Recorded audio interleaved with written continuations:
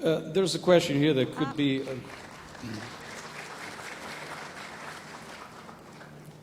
it could be summarized in a way by in essence, asking you if we're still evolving after 4 billion years.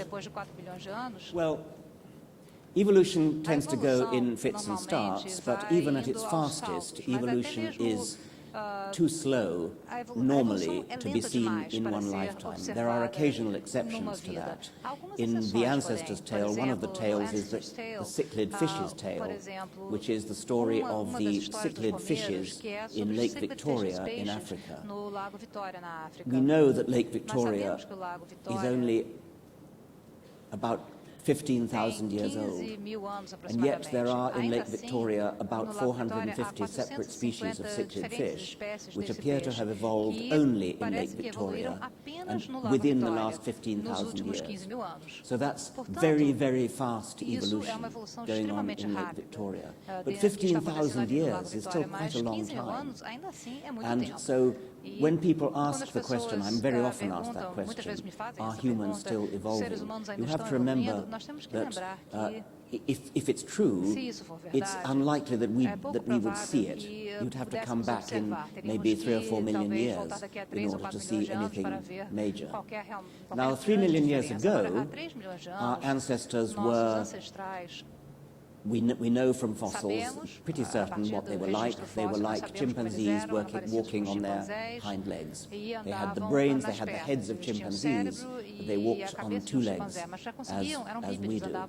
So in the last 3 million years, there has been a dramatic swelling of the brain. The skull has blown up like a balloon.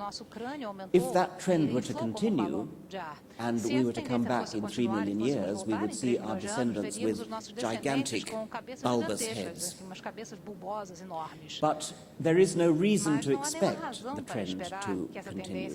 In order for the trend to continue, it's necessary that natural selection favors the brainiest individuals, the individuals with the biggest brains, as the generations go by. We know that must have happened in the past because the fossils tell us the brain has indeed got bigger. But in order for it to go on, it's necessary that brainier individuals either survive better than smaller-brained individuals or reproduce better.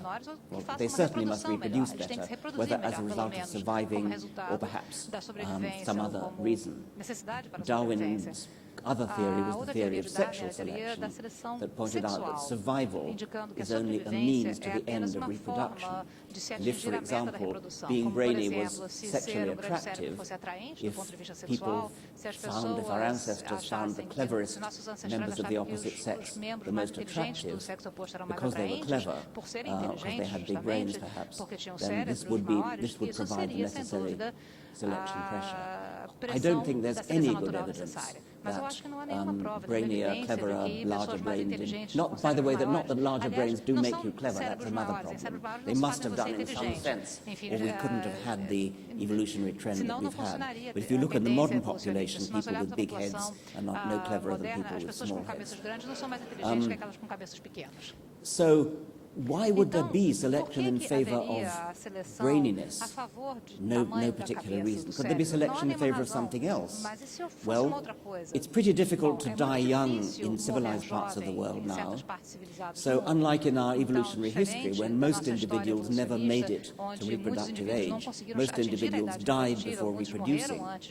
And so genes that made you die young didn't get passed on. That's ordinary natural selection. Nowadays, that doesn't happen. Nowadays, at least in parts of the world like this, if you want to reproduce, you can. The difference seems to be in how many children you have, given that you have survived.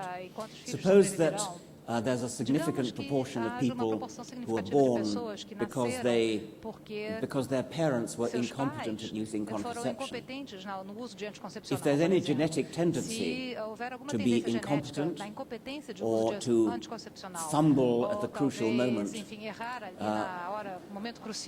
then there would be, by definition, natural selection in favor of incompetence or fumbling.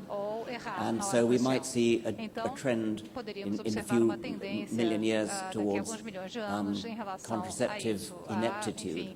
I'm being facetious, but I'm trying to get across what it would take in order for there to be evolution. And note that it's got to be sustained for a long time. Whatever it takes to be incompetent at using today's contraception is pretty unlikely to be what it will take to be incompetent at using the contraception of a million years' time, if any, because things will be so different, because technology will be so different, that it's very, very hard to predict any particular trends in future evolution. If we go into outer space, it might be different. There you might genuinely get a divergence into two different species.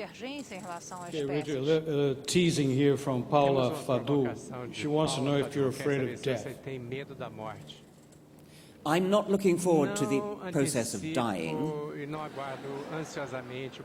mainly because, unlike my dog and your horse and your cat, I will not have the privilege of being able to go to the vet and be painlessly put to sleep.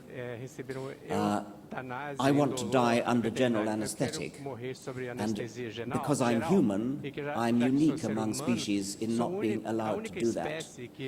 There is a widespread bigotry against euthanasia or assisted suicide, which means that most of us are condemned to suffer when we die, whereas our pets are allowed to die under a general anesthetic. So I am not looking forward to dying. As for being dead, I shan't miss life. As